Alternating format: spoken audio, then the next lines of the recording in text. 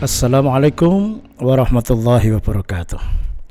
Alhamdulillahilladzi arsala rasulahu bil huda wa dinil haq liyudhhirahu 'ala ad-din kullihi walau karihal kafirun. Asyhadu an la ilaha illallah al-malikul haqqul mubin wa asyhadu anna Muhammadar rasulullah shadiqul wa'dil amin. Allahumma shalli ala sayyidina Muhammad wa ala alihi wa sahbihi ajma'in, amma ba'du. Para mahasiswa yang budiman, alhamdulillah pada kesempatan kali ini kita bertemu di dalam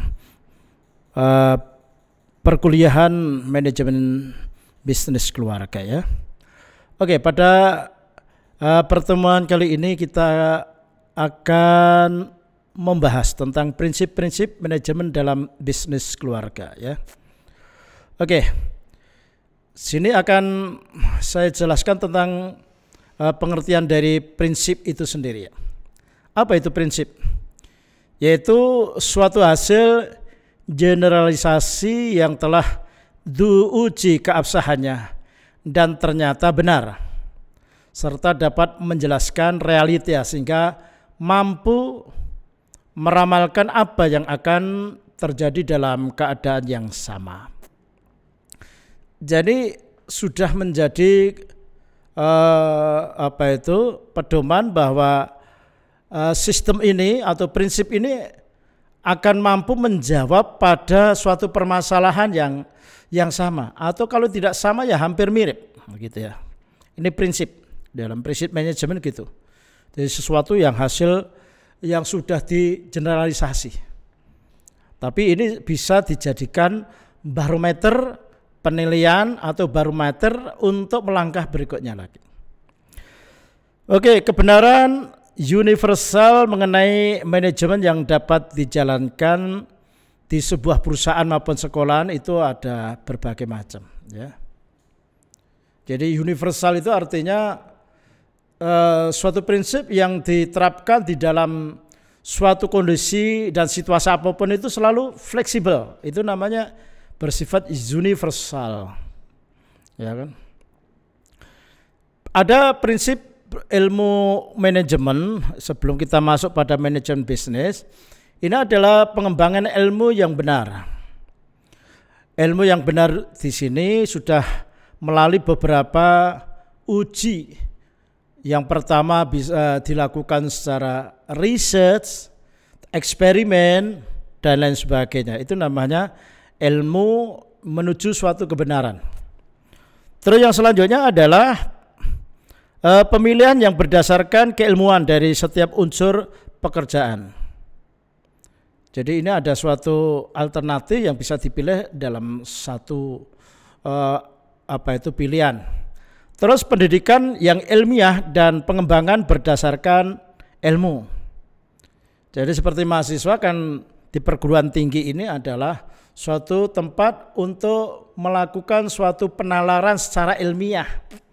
Jadi ini ilmiah atau tidak itu bisa dilakukan suatu studi, yaitu kalau mahasiswa kan akhirnya akan muncul suatu pemikiran yang kritis, dan biasanya mahasiswa itu ada mempunyai prinsip idealis. Idealismenya sangat tinggi. Tapi kalau seperti saya, kalau sudah tua itu bukan idealis lagi, tetapi sudah, kalau dalam bahasa agama, bil hikmati wal mau'izatil hasanah. Kalau dalam bahasa agama, yaitu penuh dengan suatu kebijakan. Kalau mahasiswa kan punya prinsip. Kalau saya kuliah tidak ikut Zoom, saya merasa tidak seperti orang kuliah. Nah, itu namanya sudah prinsip, gitu ya. Terus yang selanjutnya di sini, yang nomor berikutnya, yaitu 4, kerjasama kemitraan yang harmonis antara manajemen dengan setiap ilmu.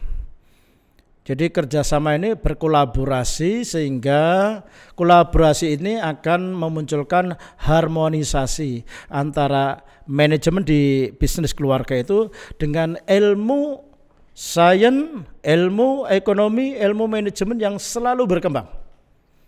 Jadi ilmu pada waktu saya terima jadi mahasiswa itu sekarang sudah berubah total kalau saya mau menggunakan ilmu itu pada era sekarang ini. Dulu waktu saya membuat skripsi itu masih menggunakan mesin ketik luran itu tak ya. Kadang-kadang mau mengepaskan di pinggir itu dihitung berapa huruf, 5 huruf baru ditarik ke belakang 5 huruf. Tapi kan sekarang sudah era digital kayak begini kan serba cepat. Ya. Para mahasiswa yang berbahagia, ini prinsip manajemen menurut Henry Fayol. Ada pembagian kerja, division of works, sudah dibagi dalam suatu sistem tersendiri. Terus ada lagi wewenang dan tanggung jawab. Jadi kalau sudah dibuat suatu job description, yaitu sudah dibagi bagan dan ada job description-nya, itu sudah mempunyai wewenang dan tanggung jawab sendiri. Disiplin, dalam hal ini ya disiplin menepati waktu, disiplin dalam bekerja, disiplin dalam menjaga komitmen, disiplin yaitu menjalankan tugas yang penuh tanggung jawab. Jadi yang namanya disiplin ini adalah sebenarnya merupakan salah satu andil besar dalam mewujudkan produktivitas dari perusahaan itu sendiri. Ya, jangan sampai kita disindir oleh orang Barat. Jadi orang Barat itu, orang Eropa itu mengatakan kalau Anda mau berbisnis dengan orang Indonesia, terlambat setengah jam itu dianggap tepat waktu. Jadi orang Indonesia yang mayoritas Muslim ini oleh orang Barat dikatakan baru menepati dalam satu waktu, ketika berbuka puasa, itu enggak ada yang lewat sedetik pun itu. Ini hal yang menyinggung perasaan, tapi ya kenyataannya demikian. Kita pertemuan jam 8, kadang-kadang kita berangkat baru jam 8 sampai situ jam 8.30. Itu adalah suatu contoh, yaitu sudah mengingkari disiplin waktu. Terus kesatuan perintah. Jadi muaranya adalah sampai ke manajer. Kalau terjadi miskomunikasi, yaitu akan diselesaikan pada tingkat manajer atasnya. Yang namanya dalam satu kesatuan bisnis itu pasti ada konflik interest, itu ada, tapi harus di-manage dan dipecahkan. Terus kesatuan arahnya itu adalah menuju kepada suatu perusahaan yang go internasional, go nasional dan sebagainya. Ini harus ada satu kesatuan arah. Kemana arahnya? Suborganisasi kepentingan harus ada, sub-subnya itu adalah harus yang jelas. Terus ada lagi balas jasa, ada sentralisasi. Mesti kalau ada sentralisasi ada desentralisasi. Kalau sentralisasi adalah kekuasaan ya tertumpu pada manajer utama atau direktur utama. Terus rantai skala, ada ketertiban, keadilan, kestabilan kerja, inisiatif dan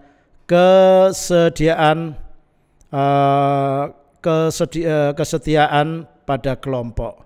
Ada namanya kerja teamwork gitu ya.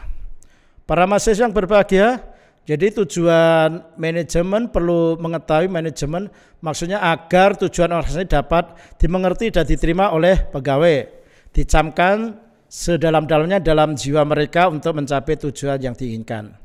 Sifat-sifat tujuan yaitu apa yang menjadi tujuan ditentukan terlebih dahulu, titik akhirnya. Yang kedua, tujuan harus dimengerti oleh mereka yang akan melaksanakannya.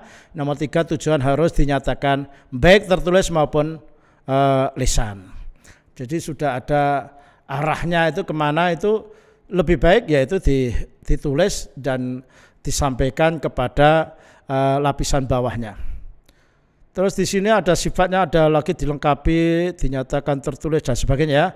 Sekarang tujuan organisasi yaitu pembuatan keputusan, meningkatkan efisiensi, perwujudan konsistensi dan membuat penilaian kinerja.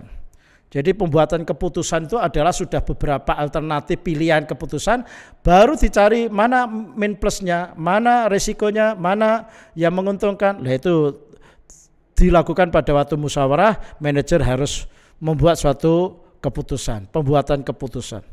Meningkatkan efisiensi, diantaranya perusahaan itu kan profit oriented, tapi kalau tidak efisiensi maka tidak akan mencapai profit oriented. Terus perwujudan konsistensi, Konsisten itu artinya continue, konsisten itu artinya harus konsekuen. Ya, artinya harus harus jujur. Harus apa ya?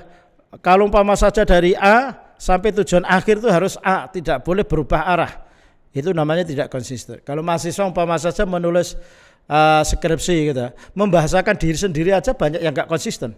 Ada di awal yaitu membahasakan diri Anda adalah saya gitu. Terus di tengah penulis, di tengah lagi peneliti, terus ada lagi kami. Itu namanya penulisan yang tidak konsisten gitu.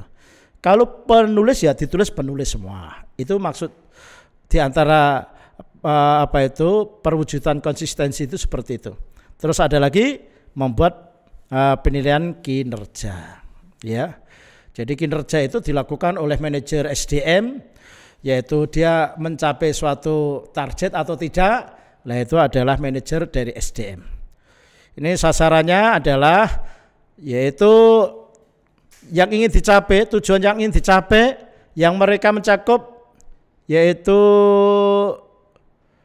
sikap tertentu yang menunjukkan arah kemana usaha-usaha manajer dikerahkan. Sasarannya apa? Sasaran strategis untuk manajemen puncak sampai yang poin 3. Terus sasaran yang dapat digambarkan yaitu sasaran untuk memperoleh laba yang jelas, profit oriented. Sasaran kinerja adalah tercapainya kepuasan ekonomis, sosial dan psikologis. Ya. Ekonomis berarti Anda mendapatkan gaji yang layak, paling tidak sesuai dengan UMR. Sosial juga demikian, Anda bekerja teamwork sesama teman. Kalau ada permasalahan, saya kira berat, mau komunikasi sulit. Makanya perlu dibangun yaitu komunikasi yang intens, termasuk juga psikologis. Yaitu kalau umpama saja ada permasalahan dengan sesama kerja, sampai terbawa-bawa dan berlarut-larut, secara psikologis juga akan mempengaruhi. Sasaran manajemen yaitu mencari laba, kepentingan pekerja, kepentingan masyarakat, pembeli, dan kepentingan stakeholder. Ya jelas orang bisnis itu ya, apalagi bisnis keluarga adalah profit oriented. Kepentingan pekerja, jadi bekerja itu diberi upah secara layak. Nah gitu ya. Kepentingan masyarakat yaitu dia menampung yaitu kepentingan masyarakat apa di situ. Terus berikutnya para mahasiswa ini bisa diaplikasikan di dalam yaitu prinsip-prinsip manajemen bisnis, di mana prinsip itu adalah suatu sikap yang sudah digeneralisasi yaitu sebagai acuan untuk melangkah berikutnya. Oke para mahasiswa, saya kira cukup. Sampai jumpa lagi dengan acara dan gelombang yang sama. Sekali merdeka tetap merdeka. Wassalamualaikum warahmatullahi wabarakatuh.